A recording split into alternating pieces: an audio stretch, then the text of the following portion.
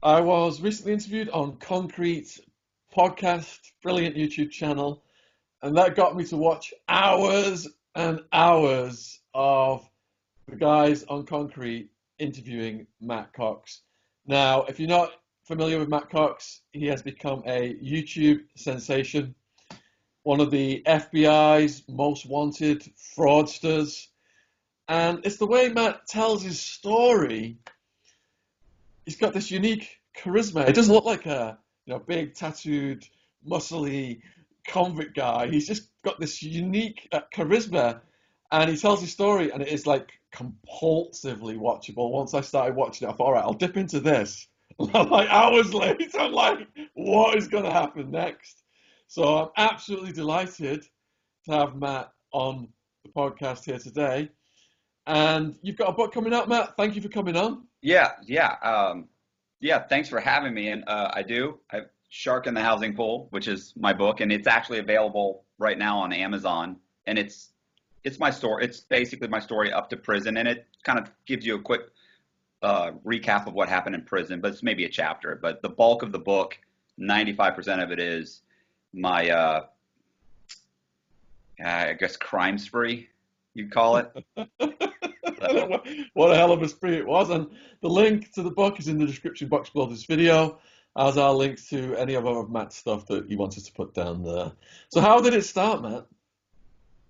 Uh, Gosh, I mean,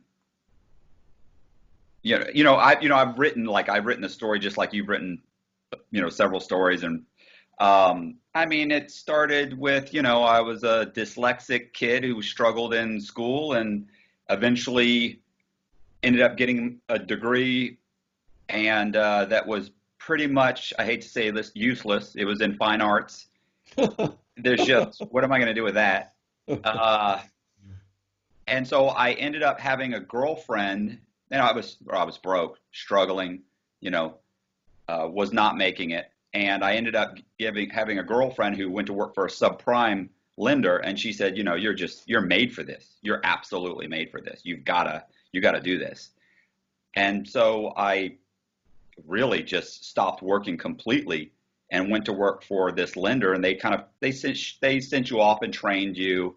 And I came back and I started originating mortgage loans. And I think my very first loan was, I don't think I know, my very first loan was fraud. My very first loan, my the manager of the branch office I worked for a company called Eagle Lending, she looked through the file. She took one piece of paper out and laid it to the side and said, "It's perfect, except this person was 30 days late on their mortgage, and it's a deal killer. You're done. It's not going to close." I mean, I got Ford Motor Cars looking for my truck. I'm a month or two behind on my mortgage. My credit cards are getting cut up. I mean, it's bad. So it's like either I fix this or I'm moving back in with my parents. And she told me, "Hey, look," I said, "Man, that's fraud. I could get in trouble." And she says, "No, the worst that'll happen if they catch it is that they'll fire you. You can always blame the client, say you didn't know."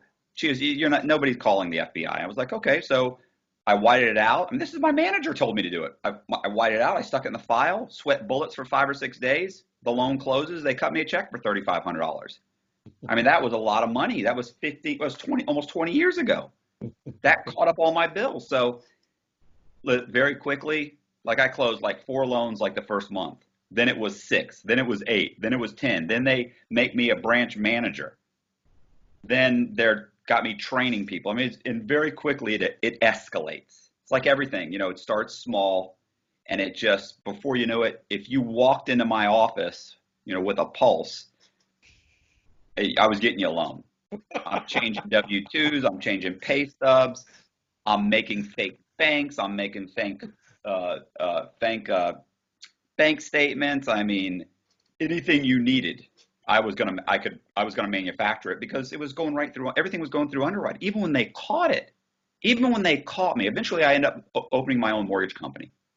Even the times I got caught, and I don't mean got caught like with a little $200,000 loan. I mean like we've closed 7 or 8 loans, maybe 10 loans with a company and they've got $2 million worth of bad loans and they stumble across it, the bank, the president would just call me and say, look, man, what's going on? Well, I say, look, I don't know what happened. I don't know what this broker did that works for me. Cause like I said, I opened my own place and I was like, I don't know what he did, but we need to work this out. Cause I don't have $2 million to cut you a check. So, and he would say, look, let's, I'm going to sell the paper. So he's now going to sell the bad paper. So he's going to sell it to Household Bank. And if it comes back on me, he goes, do me a favor and tell me you'll help me get rid of the loans. I was like, of course, absolutely. What am I going to say? No, you're on your own. So, I don't want him calling the FBI. So it ends up, it just escalates to the point where eventually, by this point I'm married, I've got a kid. I've got 13, 14 brokers working for me. They're all committing fraud. And eventually a broker that used to work for me went and started her own company. And when she did a bunch of fraudulent loans that came back on her. And the FBI came in, they indicted her and her husband. So they wore a wire on me because they knew my loans were fraudulent. They wore a wire on me and they ended up getting me indicted. And so I go in and I hire this attorney. I plead guilty. I mean, I'm guilty. There's no getting around it. And there was no chance I was going to go to prison. So, because it was a minor, the charge they got me for was minor. It was lying on a mortgage application. It ended up being wire fraud. It's kind of and there was no dollar loss. So I end up accepting I take a plea. I get 3 years probation, but I can't own the mortgage company anymore. So, at that point, I really should have, gone out and gotten a job selling used cars or something. But, I didn't really know what else to do. Didn't have any experience in anything else. So I was getting a divorce. Basically my wife wiped me out. So I was just in a bad spot. And basically I could have moved home with mom and dad, but I'm 30 something, I'm like 30 years old. So what I did instead was I figured, okay, you can either go the legit method and struggle, or you can take it up a notch and you can try and start pulling off like a major fraud. Instead of this grayish area that I felt like it was a gray area. I'm changing a number here. I said, what I'm going to do? I'm going to figure out how to just start flipping properties. I was already flipping them. But the problem with flipping properties is this. You buy these houses for $40,000 or $50,000. You put 20 in them. You sell them for 100. Your borrowers in these areas are shit borrowers. So they don't have good credit. They have bad job history. So they can barely get a loan. You usually have to give them their down payment. You have to pay their closing costs. You end up making $20,000, maybe $15,000, and it takes 4 months. So it's just not a lot of money for the headache, unless you're doing multiple properties. And basically you end up being a glorified construction worker. So, and I didn't want to be a construction worker. So what I did was I figured my problem is not buying and fixing up the houses, it's the borrowers. So if I could figure out how to manufacture my own borrowers, then that would be a plus. They wouldn't complain about their interest rate. I could make all the payments, and then I let the property go into foreclosure. So I figured out how to get Social Security. Our credit bureau is based on Social Security numbers. I'm sure you have some kind of a similar system in place. But so I figured out how to get Social Security to issue Social Security numbers to children that don't exist. So I'm getting them to make Social Security numbers. Then I'm getting 3 secured credit cards, and I'd make the payments. Well, in 6 months, you had like 720 credit scores. These amazing credit scores. And the person doesn't exist. So I would go and I would buy these houses. And the other problem was this.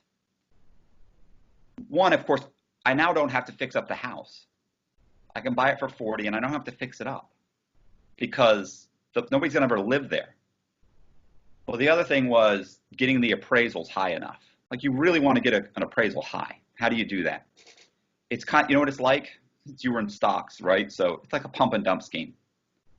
I went out and I started manufacturing sale prices at 200,000. I'm buying houses for 40 and 50,000, and I'm recording the value of the sales price at 200,000. I was dating a girl at the title company. She told me how to do it. So now I bought the house. It looks like my fake borrower bought a house for 200,000. He really bought it for 40. I was then able to go back to the bank, refinance the house that was now worth 200,000. They'd lend him 160 or 180,000 because he has perfect credit. He bought it for 40. Maybe I put 10 in it. Borrowed 160. I just made $100,000 minimum. I'd make 3 or 4 payments. I'd let the property go into foreclosure. So the name of the borrowers, by the way, I don't know if I mentioned this, is, and I'm sure you saw the show, is I named my borrowers like James Red, Michael White, Lee Black, William Blue, David Silver, Brandon Green. So it was green, black, blue, red. So I was a big fan of Quentin Tarantino, and I'd seen the movie Reservoir Dogs. And I didn't name anybody Mr. Pink. So what ends up happening is each guy bought about 4 or 5 houses, borrowed about $1 million in each guy's name. We would make about $600,000 per person. And I think towards the end, the FBI said I had borrowed $11.5 million in these guys, in my phantom borrowers' names. They call them now synthetic identities. Like after I did it, when I went to prison, it started becoming like a thing. So it has its own name now. So these synthetic identities would buy all these houses, and we'd make some payments, and they'd go into foreclosure. And then, of course, the banks start looking. Now the banks start coming around. They start sending investigators out to try and talk to you. They start sending collection notices. So I retyped an article in like the Tampa Tribune about a car crash where one of the people in the car crashes was life flighted to Tampa General Hospital. So I would put the name of my guy in it, reprint it on newsprint, cut it up so it looks like it's on newsprint, cut it all up, and then mail it to the collection agencies and the banks saying, from this guy's imaginary sister, saying that my brother was in a car accident. I know he's behind on the mortgage. You might as well take the house. Even if the doctors say, even if he comes out of the coma, he'll never work again.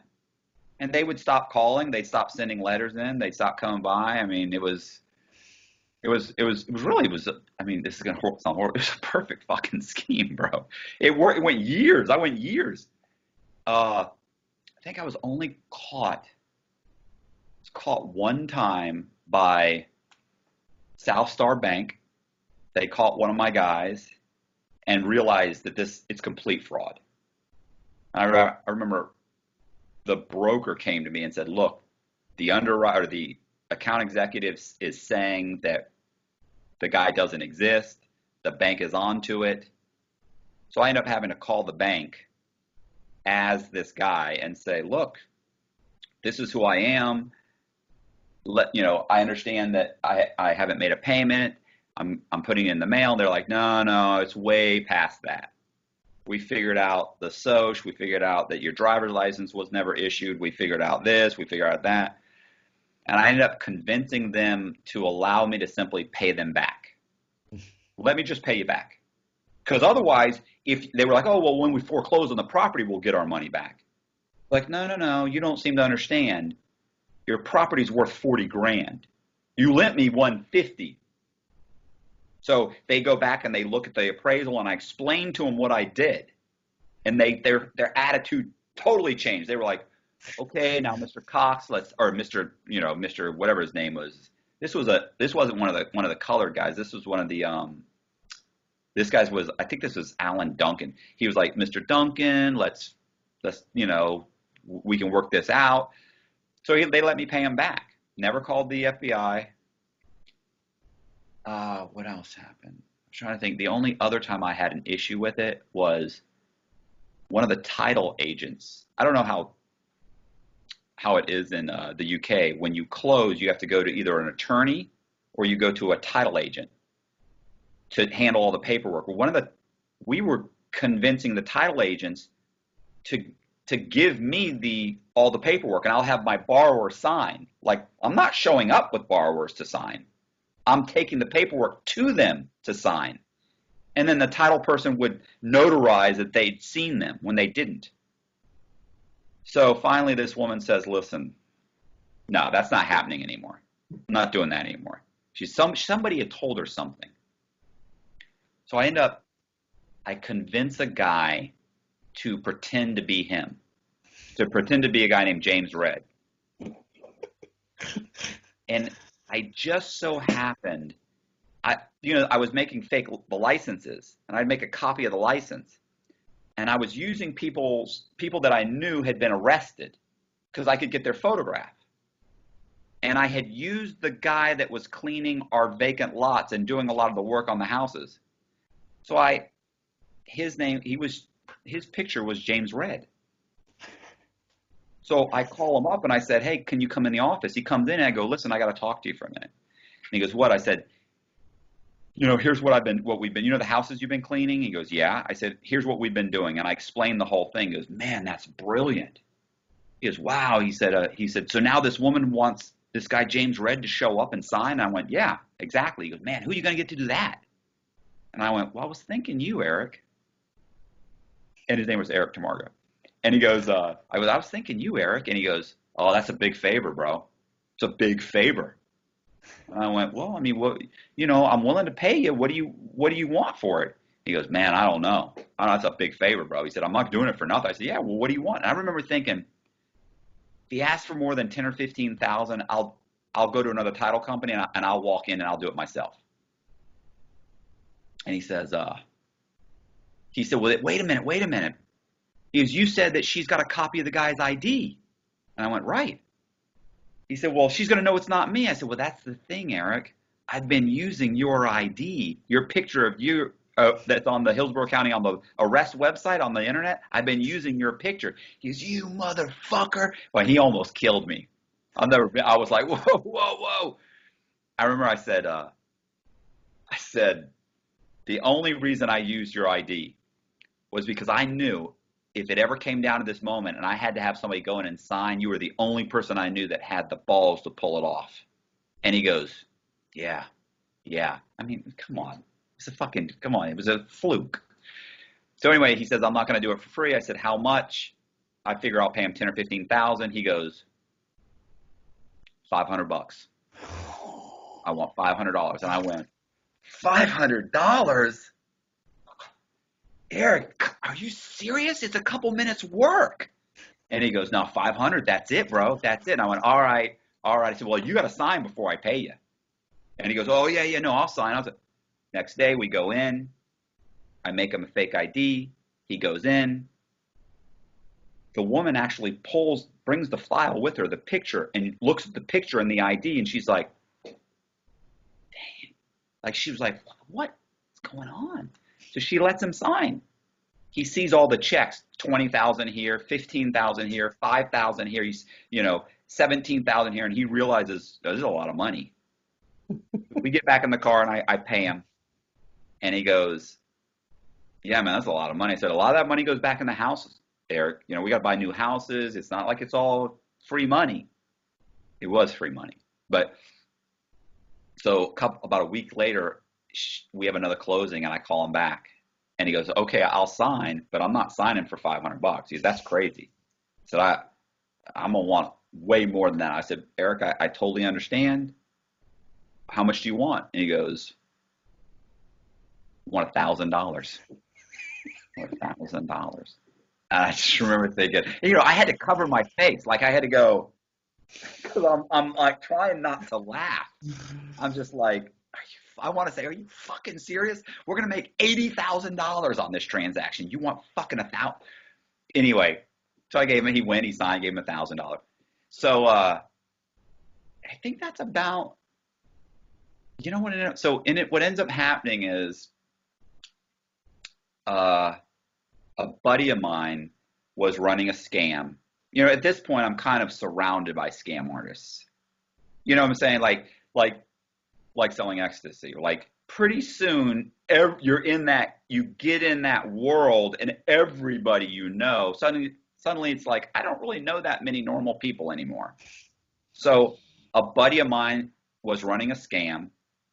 He ends up getting grabbed in a bank. He cooperates against me. He says, "Look, I know you got me, but I can tell you about a guy that's running a multi-million-dollar scam in Tampa." And it wasn't hard to prove it because all he had to do was go in public records and say, "You see these 5 houses? They were all bought by a guy named Red. You see these 10 houses or these 5 or 6 houses? They were all bought by a guy named Black. See these 5? Green. You see these 5?" And so very quickly they're like, whoa, whoa. They're all going into foreclosure. So a task force is put together, and uh, and eventually it's handed to the FBI. And I know something's going on.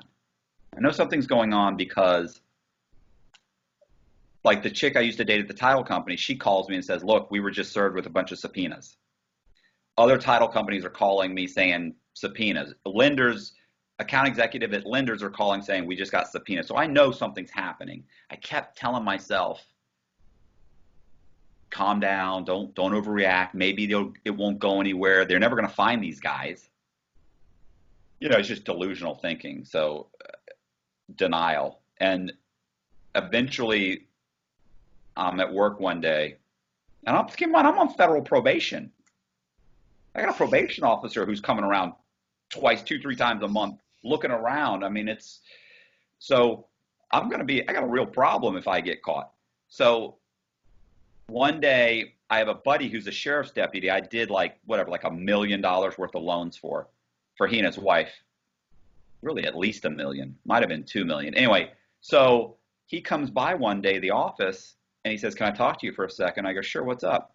He walks me outside, and he goes, "Listen, I used to date a girl in the Tampa Police Department." I said, "Okay." He goes, "She was a part of a task force that was investigating you.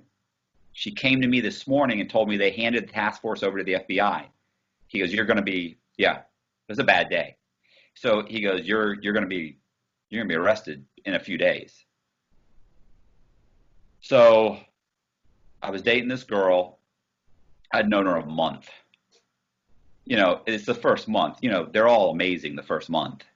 She seemed just awesome. So anyway, I start packing my bags because I'm leaving.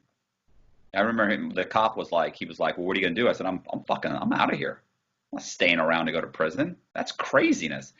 So he goes, "Okay." He said, "Well, what do I do?" I said, "Well, nobody's going to believe you're involved anyway. Just tell them you came, you signed some papers and left. You didn't handle the loan. You're fine. You don't know how it works."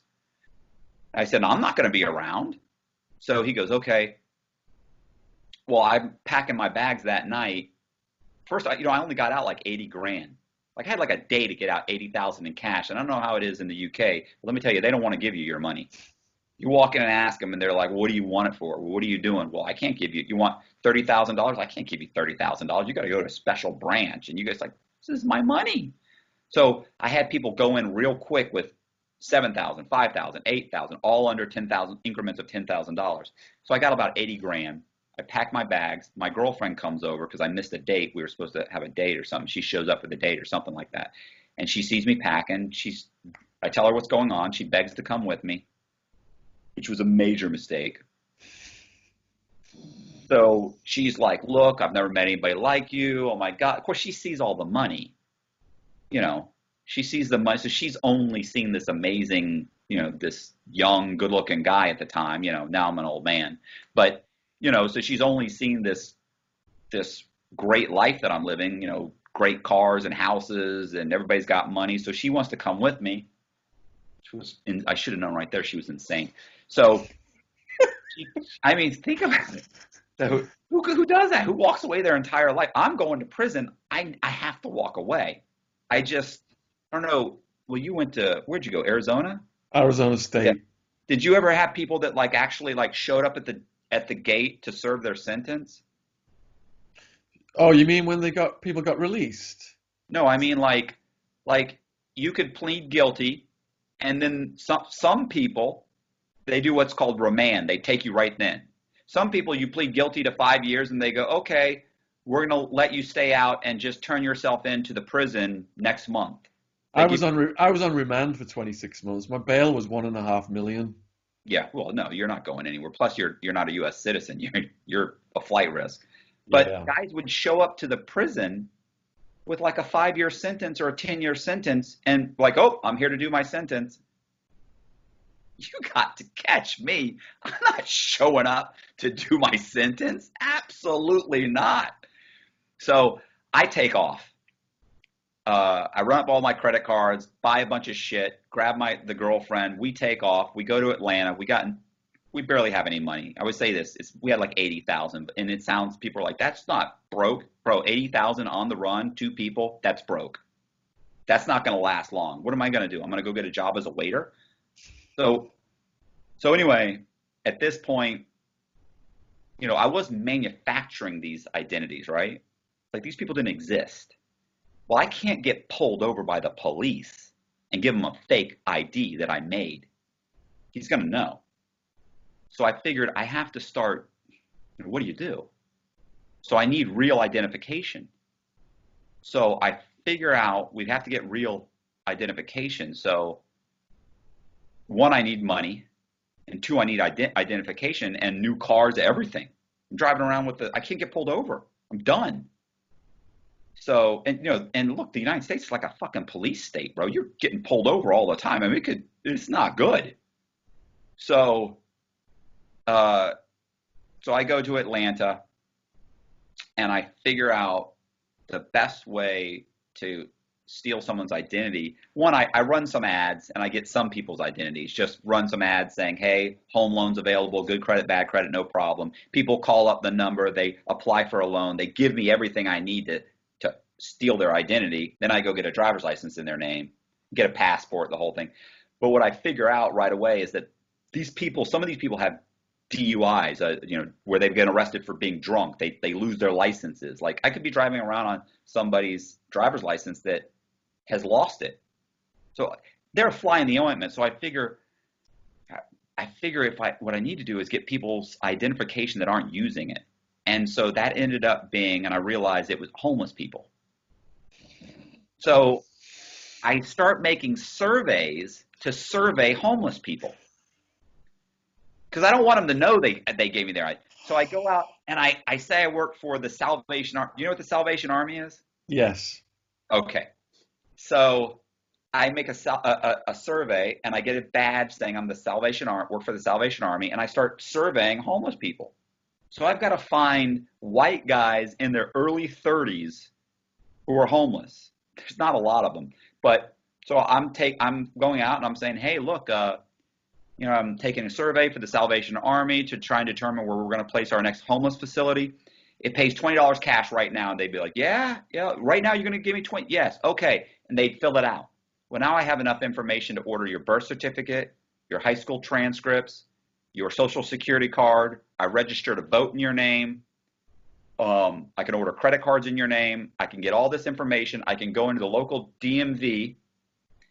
And when I go in the DMV, I say, well, not the local DMV. I go into a DMV where you've never had a driver's license because the state DMVs don't cross-reference. You can't pull up. If you're in Arizona, you can't pull up my picture from Florida. So if this guy had a driver's license in Florida, I go to Alabama. I think I've had 27, what they say, the Secret Service said I had 26 driver's licenses in 7 different states or something. And like I've had like 24 passports. Anyway, so I end up getting these guys information. We're in Atlanta. We rent a house. I go down to public records and I manufacture a satisfaction of lien. So I satisfy the lien from Bank of America that's on the house. So I then go to 3 different lenders at the same time, and I have them all come out to the house. I say I'm the homeowner. The guy's name's Michael Shanahan. Each one of them says they'll lend me $150,000. So I close all the loans at the same time. Now, there's no lien on the house now. I've satisfied it. It looks like in in the U.S., public records, they record the deed, which says you own the house, and then under the deed, it'll say the mortgage. Like you have a lien on the house, and you have to make payments for this long. Well, when that lien gets paid off, Bank of America sends a satisfaction of lien in that says, hey, we're Bank of America. This guy paid us off. So now if you pull the title, it says that Michael Shanahan owns the property and he has paid off the lien that was on it. He doesn't owe any money. And I'm Michael Shanahan. So I call up 3 lenders. They come out, they look at the house, they say they'll lend me $150,000. So I borrow about $450,000 on the house, all within the same day or two. Oh, it's just the whole system's completely flawed. It's completely fucked up. You have to have a certain skill set to pull it off, obviously, but really, it's just so damaged. So they lend me the money. I take the checks. I deposit the checks into bank accounts that I've opened up in a variety of different people's names. And I then go in, and my girlfriend and I go in, and we start cashing checks, which the money's there. So it's not a big deal because the money's there. You go in and say, hey, I need $9,000, and they check. He's got $9,000. Give him it's his check. Give him $9,000. So we had to try and get out like $450,000 in as quickly as possible. And so the only time I got the close call there was sometimes they would, a lot of times sometimes they would call they would call to verify, they'd call to verify the checks. So they do that sometimes. Like if I cut a check or you get a cashier's check and you go to cash it, they'll call to say, hey, did you write this check? Right? And then the guy who owns the account says, yes, I did. And he says, okay, and they cash it. So what happens is I walk into a bank one time. We were cashing little checks, $3,000, $9,000, $7,000. So one day I have a check for $29,000. And I'm like, this is taking forever. I'm just going to go cash this check. And she goes, well, we're supposed to try and stay under 10,000, but do what you want to do. I go, okay. And then keep in mind, this chick is crazy. Every time I go in the bank, she's saying stuff like, what if you get caught? And I go, well, if I get caught, you get me a lawyer and you get me out of prison, or you get me out of jail as quickly as possible. They won't be arresting me as Matt Cox. They'll be arresting me as like Scott Cugno, or they'll be arresting me at I was using real IDs. So they're going to arrest me as this guy. He's a real person. So my identity isn't in question. So they're not going to run my prints right away. So you can probably get me out before that happens. Now this was 15 years ago. So they didn't have like the scanners where you put your thumbprint or they didn't have that yet. And these are county sheriffs and stuff. They charge them. In the US, they get charged to run an APHIS report. So they're not, if you have an ID, why would they run they don't run your prints. It's not in question. I'm going to put this on. Yeah, put it on silent, please. Yeah, I just totally realized that. Sorry, That's man. okay. Airplane mode. So what ends up happening is I go in this bank. The guy says, I say I want to cash a check for $29,000. My name is Scott Cugno, and I have a cashier's check written on your bank. So I say, here's the check, and they go, well, the cashier says, well, you're going to have to talk to the bank manager. I go sit down in his office. He comes in. He says, well, what are you cashing the check for? And I went, he goes, why don't you deposit in your bank account? I said, because my bank account's in Florida. I'm in Georgia, and they're going to hold it, and it's a cashier's check. It's good. And he goes, yeah, okay, well, all right, let me check. So he comes back. He goes, well, what do you use the cash for? The fuck? It's really none of his business. But I went, it's an easy question. And I said, well, I work for a company that, like a labor company, we do construction work, and some of the contractors or the some of the construction workers, we pay them and they don't have bank accounts, so I was going to cash their checks for them.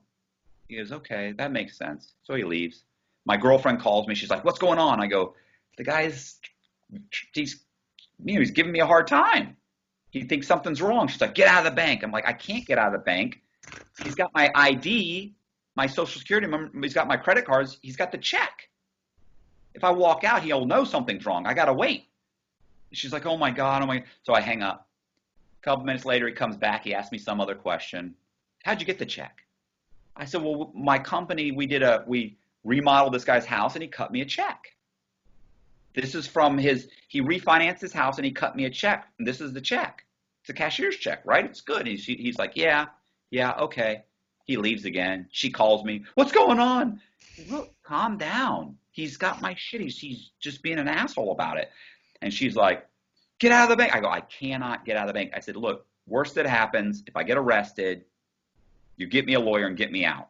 And she's like, oh my God, I'm freaking out. I go, well, calm down. So I hang up the phone. And he comes back again.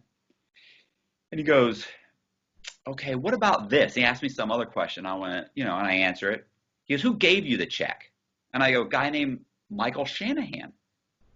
And he goes, you see, I'm cashing the check as Scott Cugno, an ID I've stolen, an identity I've stolen that I got a driver's license in. And so he's like, Mr. Cugno, who gave you the check? And I go, Michael Shanahan. I'm also Michael Shanahan. And he goes, okay, that makes sense. So he walks off. He comes back later, and she calls again. He comes back later, and he says, okay. And I go, what's taking so long? And he goes, well, we're trying to get a hold of Michael Shanahan to verify the check. And I'm like, oh, okay. My phone rings. It's the girl. She's like, what's I go? They're trying to verify it's Michael Shanahan. She's, oh my God, get out of the bank. I'm like, I can't. I hang up the phone. A minute later, my phone rings again. But it's not her. It's not Becky. The girl's name is Becky. And I look at it, and it's a number I don't recognize. So I answer, and I go, hello? And they go, hi, is this Michael Shanahan? I said, yes, it is. And I'm looking around the bank, and she goes, hi, we have someone at the bank trying to cash a check. Could you verify, the check? And I was like, yeah, it's $29,000. I said, I think it's, she has this guy named Scott Cugno. I went, right. She goes, can you verify the amount? And I go, right. Scott Cugno's $29,000. And she goes, oh, okay. I remember I asked her, how'd you get this number? And she goes, we called the title company who issued the check. And they gave us your phone number. Think about it. She could have called. What if she had called? If she called information, she could have got the number. They could have got the number a dozen different ways. They happened to call. So I was like, oh, okay. So I hang up the phone. I wait a minute. The manager comes out with this woman. I don't know if it's the same chick, but they count out $29,000. I take the $29,000. I stand up. I'm stuffing the money in my pockets. And he goes, Mr. Cugno? He goes, I said, yeah, what's going on? He goes, I'd like to say something. He said, I feel very apprehensive about this transaction. And I go, really? What is it? And he goes, I can't put my finger on it. And I went, well, it'll come to you. And I walk right out of the bank. I remember getting in the car laughing, going, oh my God, you're not going to believe this. So anyway, I never cashed a check for anything over $10,000 again. So anyway, what happens is we get like for a little over 400, close to 450,000. There's fees and shit. So I don't know, roughly 450,000. And then we leave, and we drop our cars off. We relocate the scam to North Carolina, to Charlotte, North Carolina. And the Secret Service shows up. So not the FBI, but the Secret Service shows up because Secret Service investigates anything that has to do with, of course, they protect the President of the United States, but they also investigate anything that has to do with the financial infrastructure of the United States and identity theft. So I had identity theft and I had bank fraud. So they enter the picture. They come and they, keep in mind the FBI raided my office like 4 or 5 days after I left. Secret Service shows up in Atlanta a week after I've left. So I go to North Carolina, and I pop back into South Carolina, and I buy a house, buy a couple of houses, and I do the same thing. I satisfy the loans on the houses. I actually convince the owners to owner finance me the house. So I buy the houses. I then go to public records and I satisfy the loans on the houses. I then go to multiple banks and I borrow $1.3 million on the houses. So, I mean, at this point, the money's going fast. Like, we've been to Jamaica, we've gone to Mexico, we've gone to Bermuda. I mean, we're going all over the place. We're going to Vegas. We're blowing money. This chick's a maniac. She's bipolar. She's up and down. She won't take her medication. She's got the cops called on me a few times. And she's just insane. I'm terrified of her. So we end up. We go to South Carolina, Columbia, South Carolina, and I buy 2 houses and I borrow $1.3 million. And we're pulling money out. We get out like $500,000-$600,000. And so halfway through the scam, I go into a bank, and it turns out that it just so happens that one of the loan officers had gone on vacation and had never ordered title work. So by the time she gets back from vacation and orders the title work, the other loans have all closed.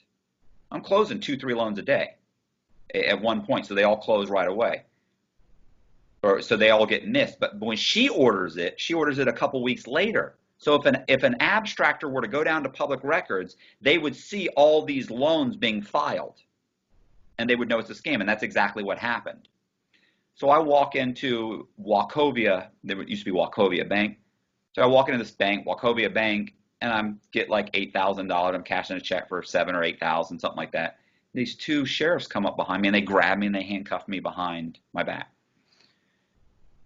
So they pull me in this side room, and they tell me, the guy grabs my ID, and he says, and at this point I was a guy named Gary Sullivan.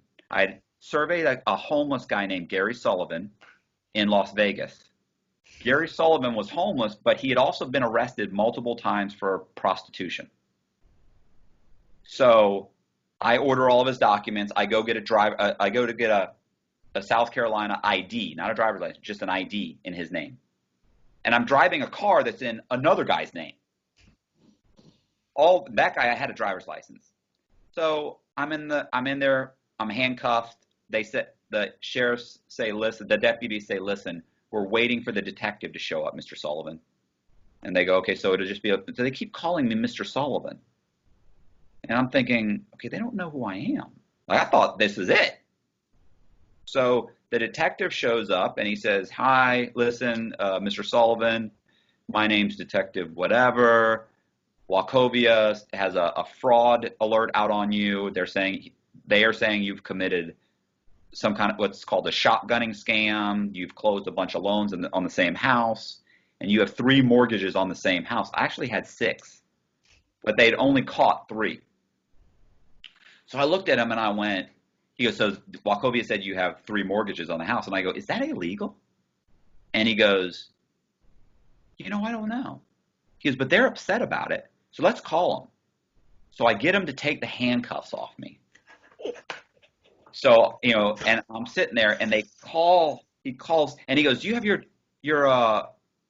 ID? And I went, no. I said, this guy's got it. And so he's like, oh yeah, I got it. So they call Wachovia as the head of the fraud department. And he gets on the phone and he's telling him, look, this guy's running it's called a shotgunning scam. He closed a bunch of loans so quickly. We don't know, we couldn't catch it in time. He's pulling out the cash. We've got him. You got to arrest him. He's like, yeah, but for what? He's got 3 first mortgages. And I went, first mortgages? I said, yeah, but honestly, I said, I don't have first mortgages. I have a first mortgage. I have a second mortgage, and I have a home equity line of credit. So Wachovia is screaming, that's a lie. That's not true. And I went, no. I said, Wachovia lent me a first mortgage. So I'm arguing with the detective and the guy from Wachovia. Now, I know way more than he knows because I'm saying the mortgages never said first mortgage, second mortgage. They don't state. The placement of the mortgage is what determines whether it's a first, second, or third, whatever. So I explained that, and he's like, yeah, you're right. So they go back and forth, back and forth. This guy on the phone is screaming. I eventually I got the detective. He's calling me Gary. You know, I'm calling him Mark or whatever his name is. I'm making faces like, are you serious? This guy's saying, well, I would never. And I said, look, I think, at one point I lean and I go, I think they've got a problem at the bank. And he goes, yeah, you know, I think you have a problem at the bank. This guy's going nuts. Arrest him, arrest him. So I said, look, what makes more sense? I said, I work for a labor company, you know, and I pull out a business card, and I said, and it's like labor on demand. So I said, I work for a labor company. What makes more sense? A guy that works for a labor company that has no experience in finance or in banking convinced 3 lenders to lend $500,000 on a house, or that a bunch of loan officers got together and figured out how to lend this guy all the money and make some fees for themselves. I wouldn't know how to pull this off if I tried. So he goes, yeah, it doesn't make sense. This guy wouldn't know what he's doing. I mean, I get the detective on my side. I remember at one point the guy from Wachovia screams, his license or his ID is fake. He goes, it starts with 000. It wasn't fake though. It was really issued by South Carolina, DMV. So he goes, no, I ran him through NCIC. It's the National Criminal Database. He goes, NCIC myself. It's him. He's Gary Sullivan. And I go, oh, come on, bro. Now I'm not Gary Sullivan. I go, what are we doing here? This is ridiculous. So he's like, I know, Gary, I know. So he tells him, okay, look, I'm not gonna arrest him. I'm gonna have him follow me to the police station. I'm gonna have him fill out a police report, and I'll let you know what the district attorney says. I wouldn't even know what to charge him with. He hangs up the phone, and he says to me, will you follow me back? And I said, yeah, of course I'll follow you back. Of course, Mark, or whatever his name was. I mean, we're buddies. So the 2 deputies are still there. So this guy says, okay, so he goes, do you have his ID? And he goes, yeah. He goes, he's got an ID. He goes, do you have a driver's license? Because you're going to follow me back in your car. Do you have a driver's license? And I went, you know, I do, but it's in Nevada. And he goes, I said, it's a Nevada driver's license. I said, I don't have it with me. I just have a South Carolina ID. And he said, oh, that's right. You're from Nevada originally. And I realized he ran me through NCIC. Remember? So he thinks I've been arrested multiple times for prostitution, because the homeless guy, Gary Sullivan, had been arrested for prostitution. He thinks I'm a male prostitute. And I was just like, fuck. He looks at they all kind of grin at each other. And I'm like, fuck, this is ridiculous. So he lets me follow him in my car, back to the police station. Oh, this is the best part. One of the deputies takes my ID and says, I'll run it. Let me check. He goes out to his car. He runs Gary Sullivan's name through the system, and he comes back and he says, yeah, he's got a valid driver's license in Nevada. Couldn't fucking believe it. And he goes, and keep in mind, I'm 5'6". So he goes, it checks out. He goes, well, it says he's 5'10". And they all look at me and I go, fellas, with a good pair of shoes? And they all go, ha, ha, ha, follow us to the police station. I'm just like, this is ridiculous. So I go to get in my car. Listen to this. I get in my car, and my phone's been ringing off the hook. Becky's been calling and calling. And I pick it up and I'm like, hey, what's going on? She goes, oh my God, you won't believe this. She goes, you're number 1 on the Secret Service's most wanted list. I got bigger problems. That I was just caught in the fucking bank. I'm now driving to the police station to fill out a police report. And she goes, get on the interstate. And I go, I can't. The cops are behind me. The detective's in front of me. What am I going to do? I got to play this out. I said, look, the worst that'll happen is you get me a lawyer and get me out. And she goes, I'm not getting you a lawyer. I'm not getting you out on bond. She had like 600 or 700. She had, about 600,000 in cash. She goes, I'm not risking everything I've got for you. She had all of our money. So I remember I said, listen, then I better not get arrested. So I go in the police department. I fill out the police report. The detective talks to his lieutenant. He comes back. He tells me, asks me to wait in the hallway. He didn't want to leave me in his cube. They had like cubicles, and he didn't want to leave me in the cube. He goes, "Can you wait? I can't leave you here. Can you wait in the hallway?" Sure. So I stand in the hallway, and there's all these wanted posters on the wall. My Secret Service poster was on the wall. The only color poster. I was like, fuck. So he comes up, he's like, "Hey, we're gonna go ahead and I'm not gonna detain you any longer." He did talk. I think he said he did talk to the district attorney, and she's looking into it. He goes, "Do me a favor, don't go anywhere." I said, "I own 2 houses here. Where am I gonna go? I work here." And he's like, "Okay, yeah." So I get in my car. Becky's calling. I'm like, "Hey, what's up?" And I'm like, "What the?" I remember I got on the phone. I was like, "You fucking bitch." And she's like, "Oh no, I was on my way. I was coming. I was just trying to get you to get on the interstate." It's like, so I remember I drive right from there. I drove straight to the bank and got out another $9,000. I went to another bank and got out another $8,000 or $9,000. Went to another bank, and then the women that were there, I could tell they tried to like grab the phone. They went for the phone and picked it up when I walked in, turned around, got in my car and left. Drove to where did I go?